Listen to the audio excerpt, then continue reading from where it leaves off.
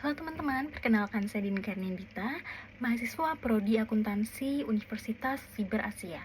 Pada video ini, saya akan menganalisis rasio keuangan PT Adaro Energi Indonesia untuk periode 2020 sampai 2021. Latar belakang pada penelitian ini, di mana PT Adaro Energi Indonesia merupakan salah satu perusahaan batubara terbesar di Indonesia dengan operasi penambangan dan pengolahan batubara di Kalimantan Selatan dan Kalimantan Tengah. Nah, pada data laporan keuangan PT Adaro Energi Indonesia menunjukkan lonjakan laba bersih yang sangat signifikan, yaitu sejumlah Rp158.505 di tahun 2020 menjadi Rp1.028.593 di tahun 2021 dalam jutaan. Nah, adanya lonjakan ini pada kurun waktu 1 tahun memunculkan pertanyaan. Nah, untuk mengetahui performa keuangan Adaro secara komprehensif, penelitian ini bertujuan untuk menganalisis kinerja keuangan PT Adaro Energi Indonesia di tahun 2020 sampai 2021 melalui analisis rasio keuangan. PT Adaro Energi Indonesia adalah sebuah perusahaan induk yang melakukan bisnis melalui perusahaan anak di sektor pertambangan dan jasa batubara, energi terbarukan dan tak terbarukan, utilitas, mineral, pengolahan mineral, serta infrastruktur pendukung yang berkantor pusat di Jakarta. Produk utama perusahaannya adalah batubara dengan nama dagang Envirocoal yang memiliki karakteristik rendah polutan. Nah, pada tahun 2022, Adaro Energi Indonesia memproduksi sebanyak 62,88 juta ton batubara dan menjadikan Adaro sebagai perusahaan batubara nomor 2 terbesar di Indonesia dalam hal produksi. Nah, dalam daftar top 2000 Global Forbes tahun 2023, perusahaan ini memiliki peringkat ke-1393 terbesar di dunia dan peringkat ke-7 di Indonesia, serta menjadi salah satu dari 2 perusahaan batubara di Indonesia yang masuk dalam daftar tersebut. Nah, Adaro terdaftar di Bursa Efek Indonesia pada tahun 2008.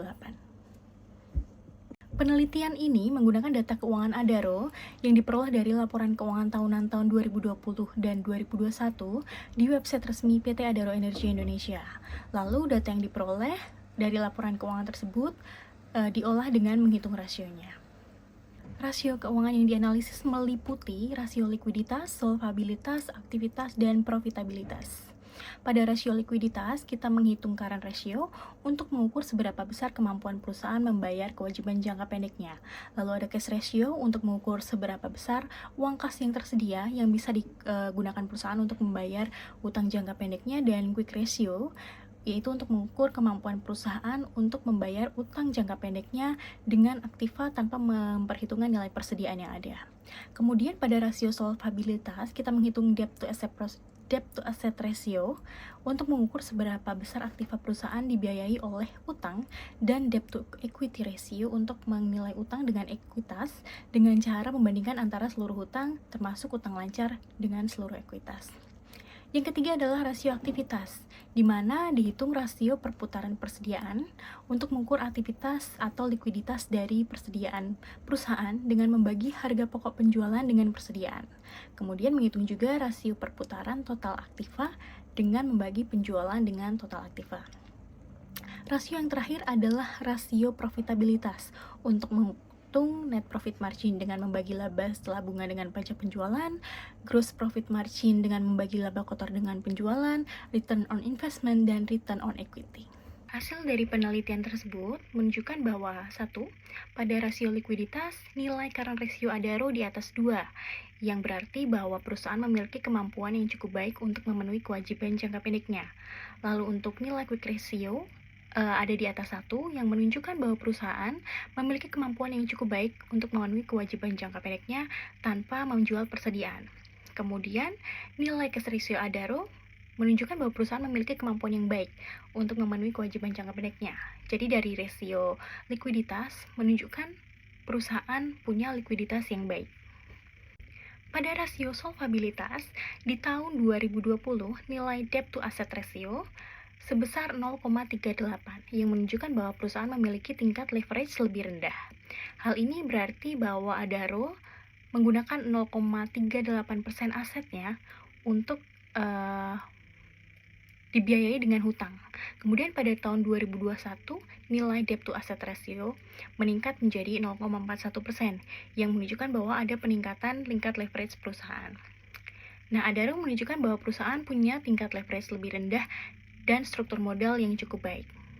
Pada tahun 2020, nilai debt to equity ratio Adaro sebesar 0,62, yang menunjukkan bahwa perusahaan memiliki struktur modal yang cukup baik. Hal ini berarti bahwa proporsi hutang Adaro tidak terlalu besar dibandingkan dengan ekuitasnya. Kemudian tahun 2021, nilai debt to equity ratio Adaro meningkat jadi 0,7%, yang menunjukkan bahwa penurunan kualitas struktur modal perusahaan. Nah, peningkatan ini menunjukkan bahwa proporsi hutang Adaro meningkat dengan ekuitasnya. Rasio yang ketiga adalah rasio aktivitas.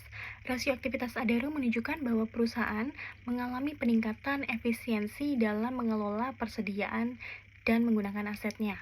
Pada tahun 2020, nilai inventory turnover ratio Adaro sebesar 2,41%, yang menunjukkan bahwa perusahaan mampu menjual persediaannya sebesar 2,41 kali dalam setahun.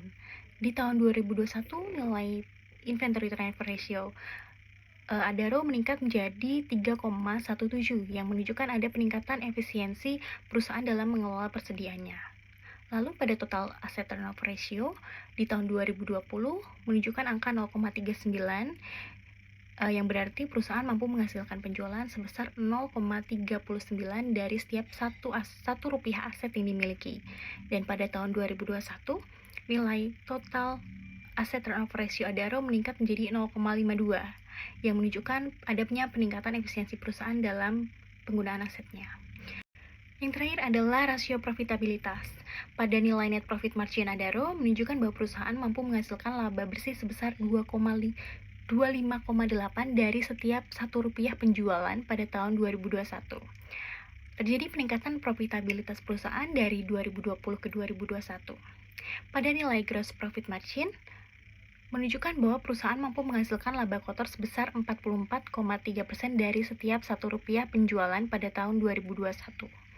Terjadi peningkatan profitabilitas perusahaan dari tahun 2020 ke 2021. Lalu pada return on asset menunjukkan bahwa perusahaan mampu menghasilkan laba bersih sebesar 23,3% dari setiap 1% ekuitas yang dimiliki pada tahun 2021. Yang berarti ini ada peningkatan profitabilitas dan efisiensi penggunaan ekuitas perusahaan dari tahun 2020 ke 2021. Lalu pada ROI terjadi peningkatan yang signifikan dari 2020 ke 2021. Hal ini menunjukkan bahwa Adaro menjadi lebih efisien dalam menghasilkan laba dari asetnya.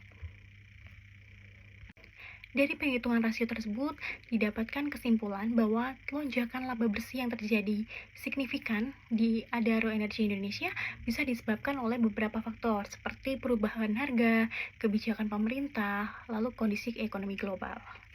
Dapat kita lihat disimpulkan bahwa dari rasio likuiditas, solvabilitas, aktivitas, ataupun profitabilitasnya mengalami peningkatan di faktor yang menyebabkan lonjakan laba bersih di Adaro pada tahun 2021. Analisis teknikal dan efisiensi pasar. Nah, analisis teknikal adalah metode analisis yang digunakan menggunakan data harga dan volume perdagangan untuk memprediksi gerakan harga saham di masa depan. Dari data yang diperoleh, dapat kita lihat pada grafik. Dari situ saya berikan garis untuk batas tahun 2020 dan 2021. Nah, untuk tren atau kecenderungan arah pergerakan harga, ada downtrend di kuartal awal 2020. Di akhir 2020 ini sedikit ada uptrend, walaupun turun lagi pada tahun 2021. Nah, namun di akhir kuartal 2021 ada uptrend yang cukup signifikan. Dari tren keseluruhan atau major trendnya dapat disimpulkan naik. Lalu ada support dan resistance di Februari 2021 sampai September 2021. Adanya support dan resistance ini akan mencari waktu yang tepat untuk menjual dan membeli. Kemudian, dari analisis teknikal menunjukkan bahwa harga saham Adaro mengalami trend bullish di tahun 2021 dengan kenaikan signifikan dari harga 1.500-an per lembar di awal tahun 2020 menjadi sekitar 2.200-an per lembar di akhir tahun 2021. Nah, hal ini bisa disebabkan oleh MACD, RSI, atau Fibonacci retracement. Berikut yang bisa dapat saya sampaikan. Terima kasih.